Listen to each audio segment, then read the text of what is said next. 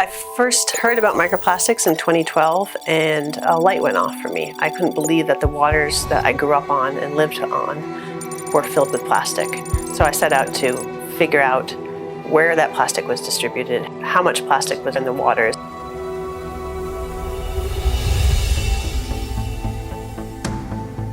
Dell Technologies made a natural partner for this expedition, not only because of the leading-edge technology and rugged devices they have in their portfolio, but because of their long-standing commitment to the environment, which includes working to divert plastics from the ocean by collecting and recycling ocean-bound plastics for use in their products and packaging.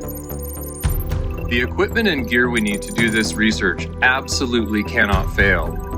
It has to work at peak performance in the harshest conditions. This is the first time we're using science and machine learning in Antarctica to study microplastics, and we have to make every bit of time count here. That's where the Dell Rugged and Edge Gateway really come in to aid us in our work. Microplastics isn't just a marine species and food web issue, it's a climate change issue.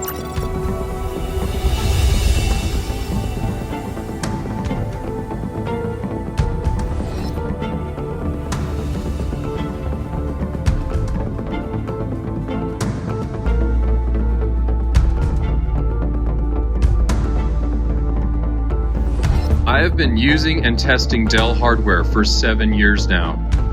I've taken Dell Rugged to the deepest jungles, to the hottest deserts, to high altitude, and it has worked optimally. And now we're at the hardest place to get to, the harshest environment here in Antarctica, and this is really the ultimate test for Dell Rugged. We are out here collecting microplastic samples to update our modeling data. Our new algorithms will provide insights to the massive amounts of data we have collected and can be used for future research, speeding up the time between capturing data, analyzing the data for quicker insights and actions. We are using machine learning to identify species of penguins, seals, whales, and other environmental changes. He comprehends what this machine learning technology is actually doing. He understands all of the 360 video and VR that integrates into machine learning, that connects with the Rugged and Dell devices and the Gateway device.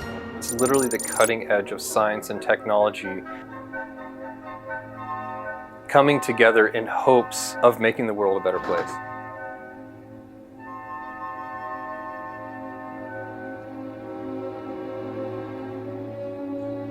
For doing field work, you have to be prepared to be rained on, snowed on, be walking through penguin colonies.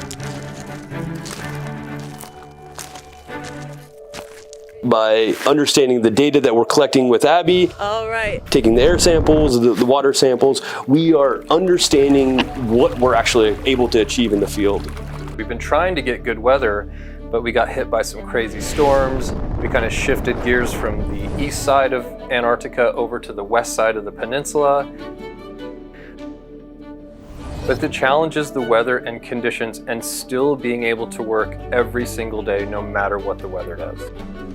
All right, we're here to take a water sample. Then I'll take air temperature, wind speed, wind direction.